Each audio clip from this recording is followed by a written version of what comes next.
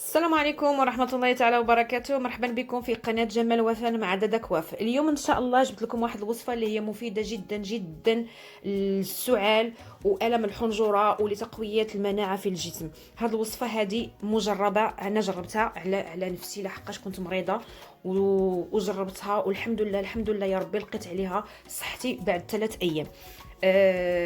وعليها انا بغيت نبارطاجيها معكم، ونتمنى منكم الا عجبتكم ما تنساوش تشتركوا معايا وديروا لايك وتخليوا لي كومونتير.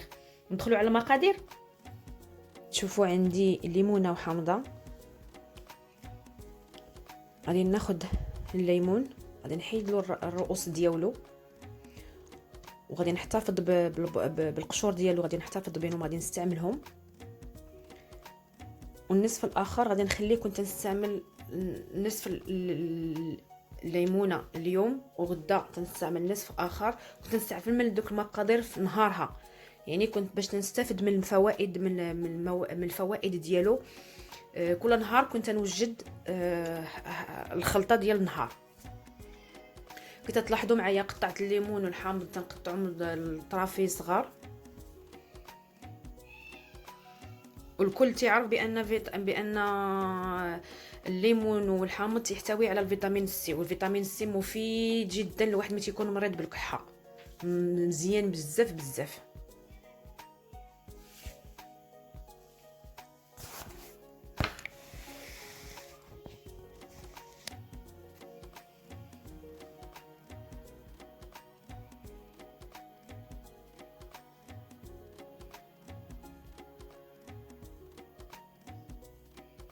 غادي ناخذ السالادي، غادي نوضع فيها الخليط.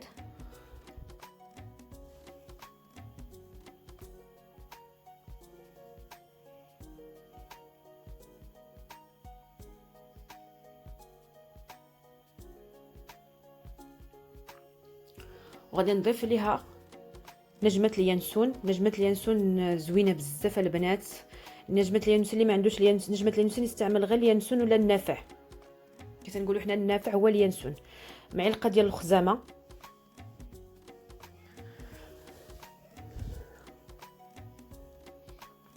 ثلاثه الاعواد ديال القرفه،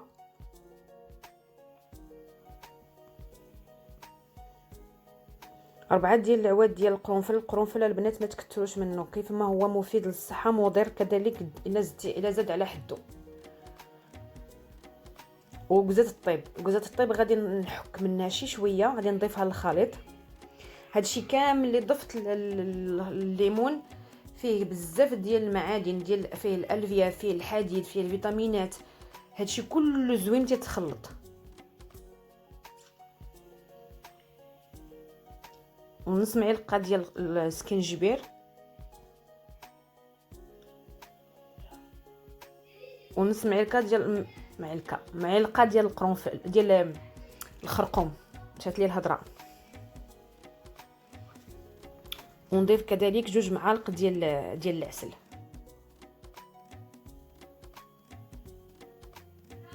واللي بغى يضيف من بعد، اللي بغى يضيف العسل على حسب المذاق يضيف، ماشي مشكل. نخلطهم مزيان وغادي نخليهم واحد المده ديال ساعتين باش الليمون والحامض يطلق الماء ديالو، ونستافدوا من اللي كنقولوا حنا بالمغربيه شي يدخل في شي وشي يطلق في شي، باش نستافد من داك الخليط اللي كونا.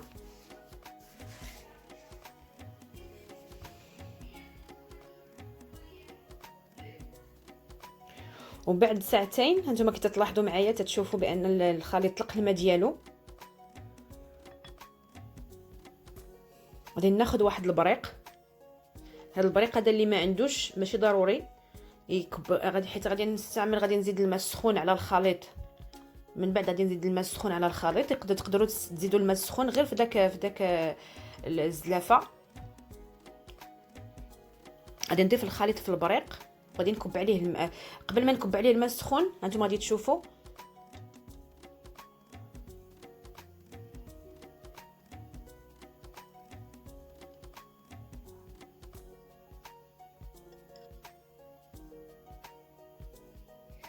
المهم عمرت داك البريق، عمرته مسكين.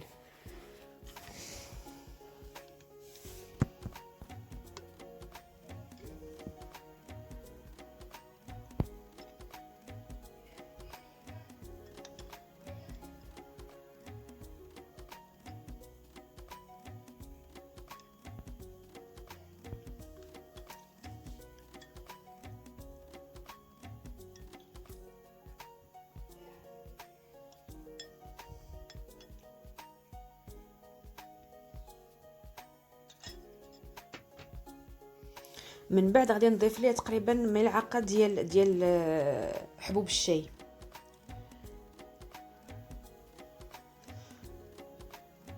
غادي نزيد ليه ملعقه ديال اتاي، ونضيف ليه الماء السخون.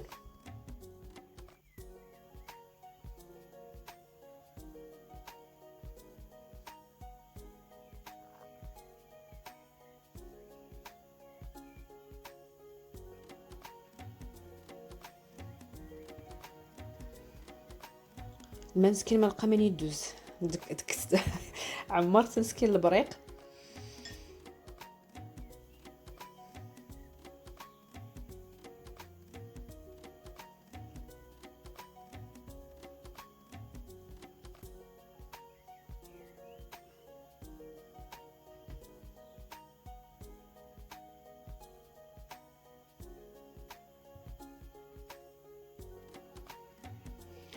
وانتهى نتوما تتشوفوا الوصفه ديال اليوم. نتمنى ان الوصفه ديال اللي استعملت تفيدكم كما هي فاتني، ونتمنى انكم تتركوا لي تعليقاتكم، وشكرا والى اللقاء.